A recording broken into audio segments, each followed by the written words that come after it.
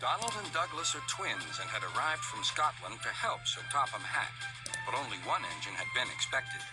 The twins meant well, but did cause confusion. Sir Topham Hatt had given them numbers, Donald 9 and Douglas 10, but he was still planning to send one engine home.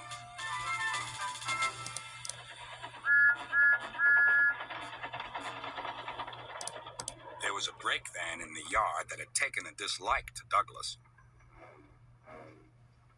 Things always went wrong when he had to take it out. His trains were late, and he was blamed. Douglas began to worry. Donald, his twin, was angry. "You're a muckle nuisance," said Donald. "It's to leave you behind I be wanting." "You can't," said the brake van. "I am essential." "Ah, are you?" Donald burst out. "You're nothing but a screeching and a noise when all's said and done. Spite doggy, would you? Take that!" "Oh! Oh!" cried the van. "There's more coming should you misbehave." The van behaved better after that.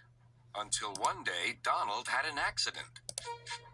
The rails were slippery. He couldn't stop in time.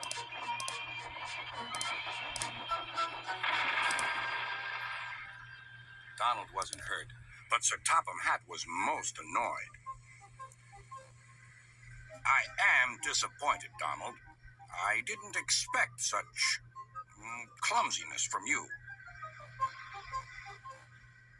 I had decided to send Douglas back and keep you." "I'm sorry, sir," said Donald. "I should think so, too.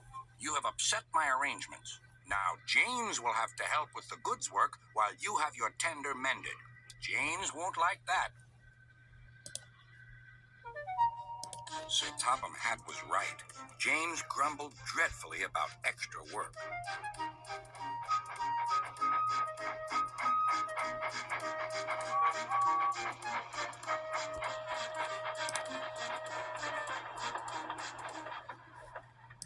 "Anyone would think," said Douglas, "that Donald had had his accident on purpose. I hear tell about an engine and some tar wagons." "Shut up," said James. "It's not funny." He didn't like to be reminded of his own accident. "Well, well, well. Surely, James, it wasn't you. You didn't say." James didn't say. He slouched sulkily away.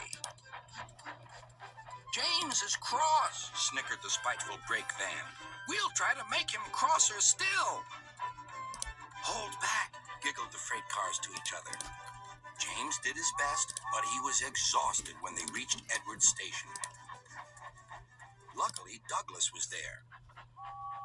"Help me up the hill, please," panted James. "These freight cars are playing tricks." "We'll show them," said Douglas.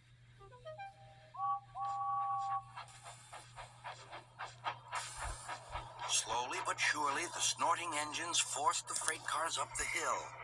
But James was losing steam. "I can't do it! I can't do it!" "Leave it to me!" shouted Douglas. The conductor was anxious. "Go steady! The van's breaking!" The van was in pieces. No one had been hurt, and soon Edward came to clear the mess. Sir Topham Hatt was on board. "I might have known it would be Douglas," he said. "Douglas was grand, sir," said Edward. "James had no steam left, but Douglas worked hard enough for 3. I heard him from my yard." 2 would have been enough, said Sir Topham Hatt.